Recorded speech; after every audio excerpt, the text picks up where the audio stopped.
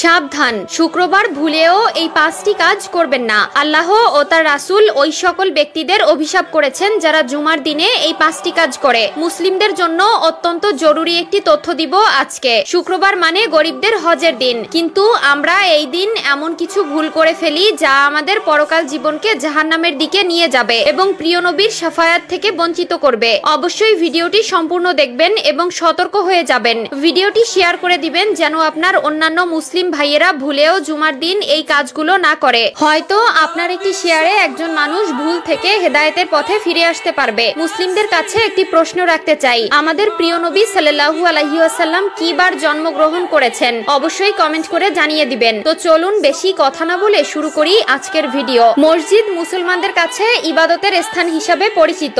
এরপরও আমরা মসজিদে এমন কিছু কাজ করে থাকি যা মসজিদের পবিত্রতা নষ্ট করে। তাই মসজিদের পবিত্রতা রক্ষার জন্য কোরআন হাদিসে নিষিদ্ধ বিষয়ের উপর লক্ষ্য রাখা উচিত। 1 নম্বরে কোনো নামাজি অন্য নামাজিকে উঠিয়ে দিয়ে বসা যাবে না। রুদ্দুল মুখতার 630। মসজিদের ভেতরে প্রতি ওয়াক্ত নামাজ একই স্থানে আদায় করার জন্য কোনো লোক নির্দিষ্ট জায়গা রাখতে পারবে না। 2 নম্বরে রয়েছে মসজিদে হারানো বস্তু তালাশ করা যাবে না, কারণ মসজিদে দ্বীনের কথা বা কাজ ব্যতীত অন্য কোনো কথা বা কাজ করা নিষেধ। মিশকাত শরীফ 654। হযরত আবু হুরায়রা রাদিয়াল্লাহু তাআলা আনহু হতে বর্ণিত, রাসূলুল্লাহ সাল্লাল্লাহু আলাইহি ওয়াসাল্লাম বলেন, তোমাদের কেউ যদি মসজিদে হারানো বিজ্ঞপ্তি দিতে শুনে তাহলে সে যেন বলে, আল্লাহ তোমাকে ওই জিনিস ফিরিয়ে না দিক, কেননা মসজিদ এই সকল কাজের জন্য নির্মাণ করা হয়নি। মুসলিম শরীফ 568। 3 নম্বরে মসজিদে দুর্গন্ধময় কোনো জিনিস খেয়ে বা নিয়ে প্রবেশ করা নিষেধ। মিশকাত শরীফ 655। রাসূলুল্লাহ সাল্লাল্লাহু আলাইহি ওয়াসাল্লাম বলেন, যে ব্যক্তি দুর্গন্ধযুক্ত খাবার খায় সে যেন তার মুখ পরিষ্কার করা ব্যতীত মসজিদে না যায়, কারণ মানুষের মতো ফেরেশতারাও দুর্গন্ধ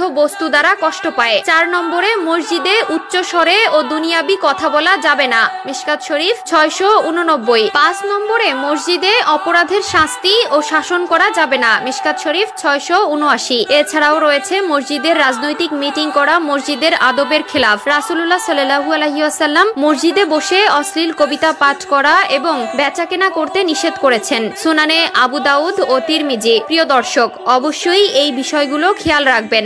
মসজিদে আপনার দ্বারা যেন কেউ কষ্ট না পায়। মসজিদ হলো আল্লাহর ঘর। আমাদের অধিকাংশ মুসলিমরা দিনের 5 ওয়াক্ত নামাজ আদায় না করলেও শুক্রবার জুমার দিন ঠিকই নামাজ আদায় করে, আর এই দিন এই ভুলগুলো সবাই করে থাকে। আল্লাহ আমাদের সবাইকে সঠিক বুঝ দান করার তৌফিক দান করুক, আমিন।